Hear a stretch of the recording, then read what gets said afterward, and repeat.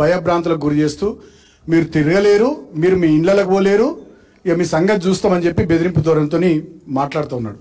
ఇవి కేవలం ఆయన మాటలే కాదు, యథా రాజా తదా ప్రజ అన్నట్టుగా ముఖ్యమంత్రి గతంలో మాట్లాడినటువంటి మాటలు, కండ్ల గుడ్లు వీకేస్తా, కడుపుల పేగులు తీస్తా, లాగుల తొండలు జొరగొడతా, చెట్టుకు వేలాడ తీసుకొడతా, స్వయంగా అసెంబ్లీ వేదికగా బట్టలు ఇప్పదీసుకొడతా అని ముఖ్యమంత్రి ఏదైతే మాట్లాడిండో వస్తే వీరు ఎమ్మెల్యేగా పోటీ చేసినారు. అప్పుడు స్వయంగా నేను మా రవీందర్రావు గారు, మా రవీందర్ రెడ్డి గారు, విజిత్ గారు, ఆంజనేయులు గౌడ్ గారు, స్వయంగా నేను మా రవీందర్రావు గారు, మా రవీందర్ రెడ్డి గారు, విజిత్ గారు, ఆంజనేయులు గౌడ్ గారు, రాజు సార్ గారు, మేమంతా మా టీం అంతా అక్కడ ఉప ఎన్నికల్లో పనిచేసినాం. నేను పెదవుర మండలం ఇన్ఛార్జ్ ఉన్నా, నేను ప్రభుత్వ వైపుగా పనిచేస్తా ఉన్నా, పెదవుర మండలం ఇన్ఛార్జ్ ఉన్నా. అటువైపు పెదవుర మండలం కాంగ్రెస్ పార్టీ ఇన్ఛార్జ్ ఎవరు వచ్చారు? రేవంత్ రెడ్డి గారు, ప్రస్తుత ముఖ్యమంత్రి వారే వచ్చారు. వారితో పాటు మాజీ ఎంపీలు బలరాం నాయక్ గారు, సురేష్ శెట్కర్ గారు, మల్లు రవి గారు, మాజీ ఎమ్మెల్యేలు, అదేవిధంగా చాలామంది మాజీ ఎమ్మెల్సీలు, అప్పటి ఎమ్మెల్యే ప్రస్తుతం మంత్రిగా ఉన్న సీతక్క గారు, ప్రస్తుతం ఎమ్మెల్యే సద్దంకి దయాకర్ గారు, ఒక 15-20 మంది టీం వచ్చి పనిచేసి 2 వారాల పాటు పెద్ద ఊరిలో. ఎన్నడూ కూడా వాళ్ళని ఒక మాట మా అభ్యర్థిగా పోటీ చేసిన భగత్ గారు అనలేరు, ఎన్నడూ కూడా వాళ్ళని ఒక మాట మా అభ్యర్థిగా పోటీ చేసిన భగత్ గారు అనలేరు, ఇన్ఛార్జ్ కూడా నేను అనలేను. అట్లనే మిగతా మండలాల్లో కూడా చాలా మంది వాళ్ళు వచ్చి పనిచేస్తున్నారు. ఎక్కడ కూడా ఎవరు మేము అనలే.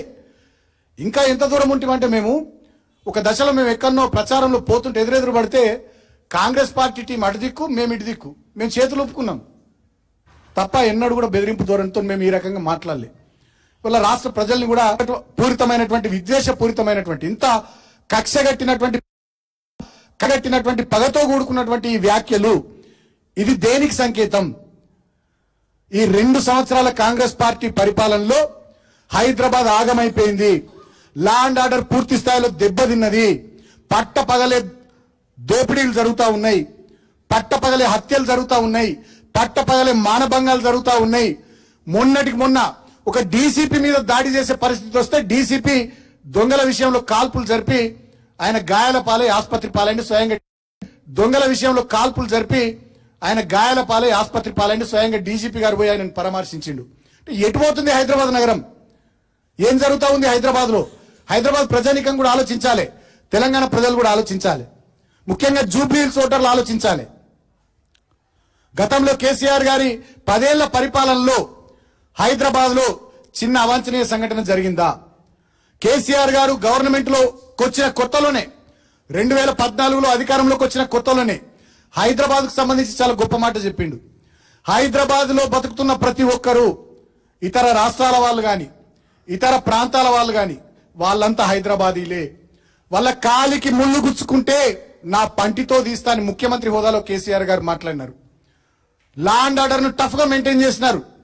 హైదరాబాద్ లో డ్రింకింగ్ వాటర్ సప్లై కానీ, పవర్ సప్లై కానీ, 24/7 ఇన్ఫ్రాస్ట్రక్చర్ క్రియేషన్ కానీ, పెద్ద పెద్ద హైవేలు, స్కైవేలు, ఫ్లైఓవర్లు, అండర్ పాసులు, అద్భుతమైనటువంటి డ్రైనేజ్ వ్యవస్థ, ఈ రకమైనటువంటి సకల సౌకర్యాలు, పార్కులు, ఓపెన్ జిమ్లు, చిల్డ్రన్ ప్లే ఏరియాలు, కమ్యూనిటీ హాల్లు, బస్తీ దవాఖానాలు, ఇటువంటి ఎన్నో సౌకర్యాలు కల్పించి హైదరాబాద్ ను అన్ని వర్గాల ప్రజలు, అన్ని కులాలు, అన్ని మతాలు, అన్ని ప్రాంతాలు, అన్ని రాష్ట్రాల వాళ్ళు సంతోషంగా ఉండేటటువంటి ఒక సేఫెస్ట్ డెస్టినేషన్ గా కేసీఆర్ గారు హైదరాబాద్ ను తీర్చిదిద్దిండు. అందుకనే సంఘటనలు జరగలే. పెద్ద ఎత్తున పెట్టుబడులు వచ్చినాయి, పెద్ద ఎత్తున ఐటీ రంగం విస్తరించింది, పారిశ్రామిక రంగం హైదరాబాద్ చుట్టుపక్కల ఏరోస్పేస్ కానీ, ఫార్మా కానీ, డిఫెన్స్ కానీ, రియల్ ఎస్టేట్ కానీ, ప్రతి ఒక్క రంగం అద్భుతంగా హైదరాబాద్ చుట్టూతా తెలంగాణలో బాగా ఎదిగింది, పెరిగింది.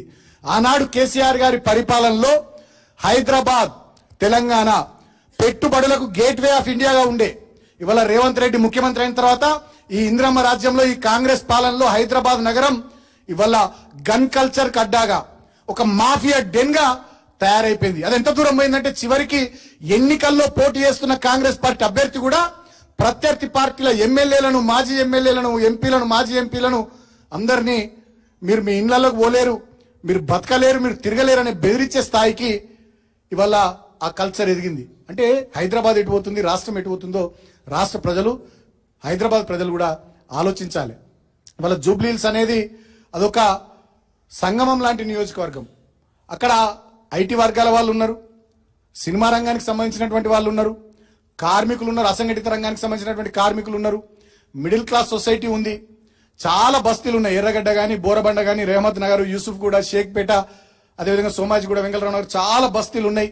పేద దళితులు, గిరిజనులు, బడుగు బలైన మైనారిటీ వర్గాల వాళ్ళు చాలా మంది ఉన్నారు. పుట్టబోసుకొని బతికేటోళ్ళు ఉన్నారు. అదేవిధంగా కొన్ని ఏరియాలో కొంతమంది శ్రీమంతులు ఉన్నారు. ఇతర రాష్ట్రాల నుంచి వచ్చి, ఇతర ప్రాంతాల నుంచి వచ్చి స్థిరపడ్డటువంటి వాళ్ళు ఉన్నారు. సో అటువంటి నియోజకవర్గానికి జరుగుతున్నటువంటి ఎన్నికల్లో కాంగ్రెస్ పార్టీ తరఫున పోటీ చేస్తున్నటువంటి అభ్యర్థి ప్రవర్తన ఎట్లుందో ఒకసారి మీరు ఆలోచించమని కోరుతా ఉన్నా. కేసీఆర్ గారి హయాంలో ఒక గుల్దస్తా లాగా, ఒక పూల బొకేలాగా హైదరాబాద్ లో ఉన్నటువంటి అన్ని వర్గాల ప్రజలు కలిసిమెలిసి సోదర సమానత్వ సౌభ్రాతృత్వాలతో మెదిలేటటువంటి ఒక సమసమాజాన్ని కేసీఆర్ గారు హైదరాబాద్ రూపంలో అందించారు ప్రపంచానికి. అందుకనే ఎన్నో అవార్డులు హైదరాబాద్ నగరానికి వచ్చినాయి, ఎన్నో పెట్టుబడులు హైదరాబాద్కు వచ్చినాయి. ఇవాళ ప్రపంచంలోనే అతిపెద్ద ఇంక్యుబేటర్ ఎక్కడ ఉందంటే టీ హబ్ హైదరాబాద్ లో ఉంది. లార్జెస్ట్ క్యాంపసెస్ గూగుల్ కానీ, అమెజాన్ కానీ అన్ని కూడా ఇక్కడనే ఉన్నాయి. అదేవిధంగా ఎవరు వచ్చినా హైదరాబాద్కు వచ్చి ఈ వాతావరణాన్ని చూసి, ఇక్కడి పరిస్థితులను చూసి మా హయాంలో ఇక్కడ స్థిరపడాలనుకునేవారు. మాజీ ఎన్నికల చీఫ్ కమిషనర్ జేఎం లింగడో గారు కూడా ఇక్కడ స్థిరపడ్డారు. అట్లా చాలా మంది స్థిరపడ్డారు. కేసీఆర్ గారి నాయకత్వంలో ఆనాడు, వారి మార్గనిర్దేశకత్వంలో మున్సిపల్ శాఖ మంత్రిగా, ఐటీ పారిశ్రామిక శాఖ మంత్రిగా కేటీఆర్ గారు చేసినటువంటి పని డెఫినెట్ గా హైదరాబాద్ ప్రగతి, తెలంగాణ పురోగతికి దోహదపడ్డది. ఇవాళ వీళ్ళు వచ్చిన తర్వాత మొత్తం తిరోగమన దిశగా హైదరాబాద్ ప్రగతి, తెలంగాణ పురోగతి కొనసాగుతూ ఉన్నది. మీకు ఇంకో విషయం చెప్పాలి. ఆనాడు కేసీఆర్ గారు, కేటీఆర్ గారు ఈ రకంగా హైదరాబాద్ మీద ప్రత్యేక శ్రద్ధ పెట్టి పనిచేసినందుకే 2018లో మాకు అత్యధికంగా సీట్లు వచ్చినాయి హైదరాబాద్ లో. మొన్న 2023 అసెంబ్లీ ఎన్నికల్లో కూడా దాదాపు 21 సీట్లు గ్రేటర్ హైదరాబాద్ లో మాకు వచ్చినాయి. 2 సందర్భాల్లో జిహెచ్ఎంసీ ఎన్నికలు జరిగితే 2 సందర్భాల్లో కూడా GHMC mayor, deputy mayor BRS party కైవసం చేసుకుంది. అంటే మా పనితీరుకు ప్రజానికం కూడా అదే స్థాయిలో హైదరాబాద్ లో పట్టం కట్టిర్రు. కానీ ఇవాళ వీళ్ళు చేస్తున్నది ఏంది, వీళ్ళ పనితీరు ఏంది, వీళ్ళ ప్రవర్తన ఏంది, వీళ్ళ పద్ధతి ఏంది? ఇవాళ వడ్ల కోతలకు వచ్చినాయి. వడ్ల కొనుగోలు కేంద్రాలు ఈ ముఖ్యమంత్రి ప్రారంభించిండా? అకాల వర్షాలు పడుతున్నాయి. ఒక్క మంత్రి, ఒక్క ఎమ్మెల్యే నియోజకవర్గాల్లో తిరుగుతున్నాడా? 6 గ్యారంటీలు అన్నారు, ఒక్క గ్యారంటీ అమలుకు నోచుకుందా? 420 హామీలు అన్నారు, ఒక్క హామీని నిలబెట్టుకున్నారా? చేవేలలో ఎస్సీ ఎస్టీ డిక్లరేషన్ అన్నారు, అమల్లోకి వచ్చిందా? ఇదే జూబ్లీహిల్స్ నియోజకవర్గంలో బోరబండ, రేహమత్ నగర్ దగ్గర ఉన్నటువంటి సెంటర్ ఫర్ దళిత్ స్టడీస్ దళితుల స్థితిగతుల మీద అధ్యయనం చేయడానికి ఆనాడు 1500 గజాల స్థలం ఇచ్చి 24 కోట్ల రూపాయలు ఇచ్చి 95% ఆ బిల్డింగ్ పనులు మేము పూర్తి చేసినాం. ఈ ప్రభుత్వం వచ్చి 2 సంవత్సరాలు అయింది, 5% పనులు పూర్తి చేస్తే దాన్ని ప్రారంభిస్తలే. అదేవిధంగా బీసీ డిక్లరేషన్ అన్నారు, అమలు చేస్తుర్రా? రైతు డిక్లరేషన్ అన్నారు, ఏమన్నా చేసిర్రా రైతులకు?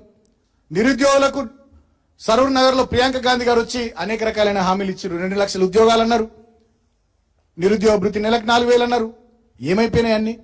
అదే నిరుద్యోగుల్ని ఆర్టీసీ క్రాస్ రోడ్స్ దగ్గర, అశోక్ నగర్ చౌరస్తాలో గ్రూప్ 1 ఉద్యోగాల విషయంలో వాళ్ళు మాట్లాడితే మీ ప్రభుత్వాన్ని నిలదీస్తే వాళ్ళ మీద లాఠీ చార్జీలు చేశారు.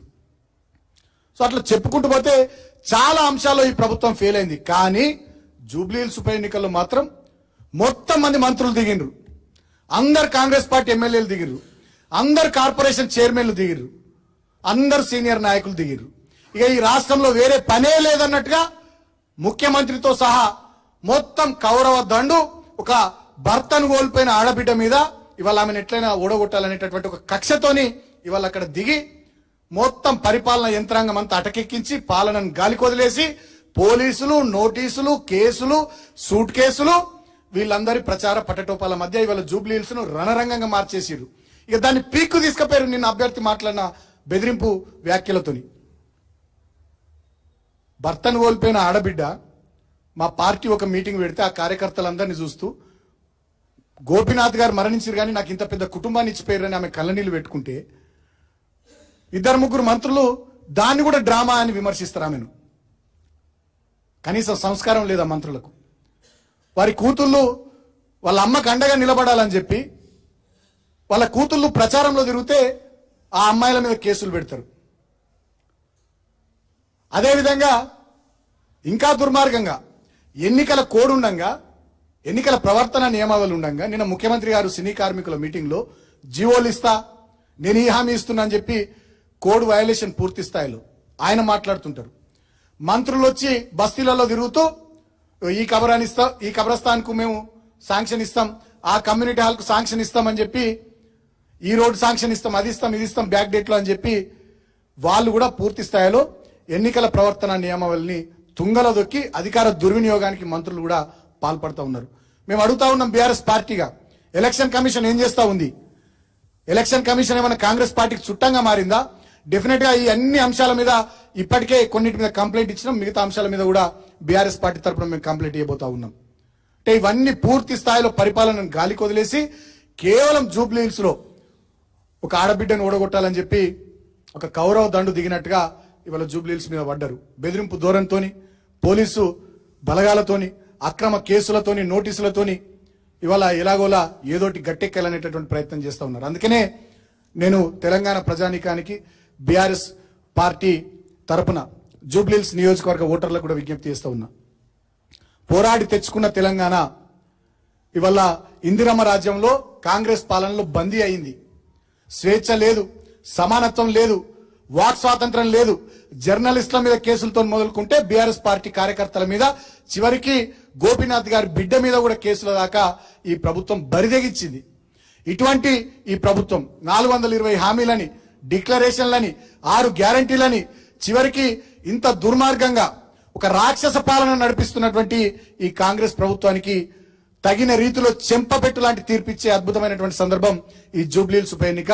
కాబట్టి జూబ్లీ హిల్స్ నియోజకవర్గ ఓటర్లే కాదు, యావత్ తెలంగాణ సమాజం మేల్కోవాలి. నవంబర్ 11వ తారీఖు నాడు జరిగే ఎన్నిక ఇది కేవలం జూబ్లీ హిల్స్ ఓటర్లకు సంబంధించిన ఎన్నికనే కాదు. మా రైతన్నకు కాని 2 లక్షల రుణమాఫీ మీరు బదులా తీర్చుకోవాలి. ఎన్నికల్లో జూబ్లీ హిల్స్ లో ఉన్న ఓటర్లకు మీరు మాట్లాడాలి, అవసరమైతే వచ్చి కలవాలి. మమ్మల్ని మోసం చేసింది ఈ ప్రభుత్వం, ఈ ప్రభుత్వానికి వ్యతిరేకంగా మీరు ఓటేయమని చెప్పాలి. రైతు భరోసా పేరిట 15,000 ఇస్తామన్నటువంటి ఈ ప్రభుత్వానికి రైతన్నలు బుద్ధి చెప్పాలి. ఈ జూబ్లీ హిల్స్ ఎన్నికల్లో మీరు ఎక్కడ ఉన్న వాళ్ళైనా, మీ బంధువులున్నా, మీకు తెలిసిన వాళ్ళున్నా, దయచేసి మీరు ఇక్కడ వాళ్ళతో మీ విషయాలను పంచుకోవాలి. అదేవిధంగా పెన్షన్లు ఇస్తామన్నారు, కళ్యాణ లక్ష్మి, తులం బంగారం అన్నారు. అనేక రకాలైనటువంటి హామీలు ఇచ్చి మహిళా వర్గాలను కూడా మోసం చేసినందుకు మహిళలు కూడా ఈ జూబ్లీ హిల్స్ ఎన్నికల్లో కాంగ్రెస్ పార్టీకి బుద్ధి చెప్పాల్సిందిగా నేను విజ్ఞప్తి చేస్తా ఉన్నా. మా నిరుద్యోగ యువతను కూడా మేము కోరుతా ఉన్నాం. 2 లక్షల ఉద్యోగాలు, 4,000 నిరుద్యోగ భృతి అని చెప్పి మిమ్మల్ని మోసం చేసిన ఈ కాంగ్రెస్ పార్టీ కూడా అద్భుతమైనటువంటి బుద్ధి చెప్పే సందర్భం వచ్చింది. మీరు కూడా అందరూ జూబ్లీ హిల్స్ మీద దృష్టి పెట్టాల్సిందిగా నేను కోరుతా ఉన్నాను. ఇదేదో జూబ్లీ హిల్స్ ఉప ఎన్నిక అనగానే ఇదేదో జూబ్లీ హిల్స్ ఓటర్లకు సంబంధించిన అంశం కాదు. యావత్ తెలంగాణ సమాజాన్ని 2 సంవత్సరాలుగా మోసం చేసిన కాంగ్రెస్ పార్టీకి అద్భుతమైనటువంటి బుద్ధి చెప్పే అరుదైనటువంటి సందర్భం వచ్చింది. డెఫినెట్ గా దీంట్లో బుద్ధి చెప్పాలి.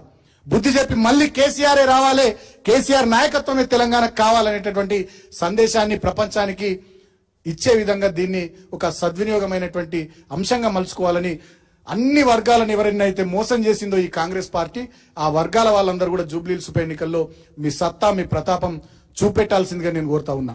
ఎందుకంటే మనం ఇట్లనే చూస్తూ ఊరుకుంటే హైదరాబాద్ మాఫియా డెన్ అయిపోతుంది. స్వయంగా మేము మాట్లాడు కదా, ఒక మంత్రి గారి బిడ్డ మాట్లాడింది ముఖ్యమంత్రి సోదరుల అవినీతి గురించి, ముఖ్యమంత్రి ప్రైవేట్ గ్యాంగ్ చేస్తున్నటువంటి దురాగతాల గురించి. ఇప్పటివరకు కేసు పెట్టలే. మంత్రుల మధ్య కొట్లాటలు, మంత్రుల మధ్య వాటాల కోసం, కాంట్రాక్ట్ల కోసం గొడవలు తప్ప ప్రజల సంక్షేమం లేదు, ప్రజల అభివృద్ధి, రాష్ట్ర అభివృద్ధి లేనే లేదు. మరి ఇంత దుర్మార్గాలు జరుగుతూ ఉంటే ఈ ఇందిరమ్మ రాజ్యంలో ప్రజలమంతా కూడా మేల్కోవాలి.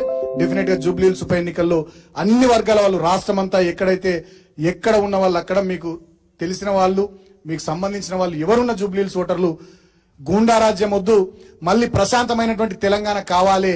పోరాడి సాధించి తెచ్చుకున్న తెలంగాణ ఇవాళ ఇందిరమ్మ రాజ్యంలో బందీ అయింది.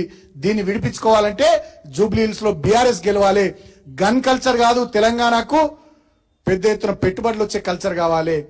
తెలంగాణను మాఫియా డెన్ గా మార్చడం కాదు, మానవత దృక్పథం ఉన్నటువంటి ఒక అద్భుతమైనటువంటి సమసమాజంగా ప్రపంచం చూసేటటువంటి తెలంగాణ భవిష్యత్తులో ఉండాలంటే ఈ ఇందిరమ్మ రాజ్యం పోవాలి. ఇందిరమ్మ రాజ్యం ఆగడాలు ఆగిపోవాలి.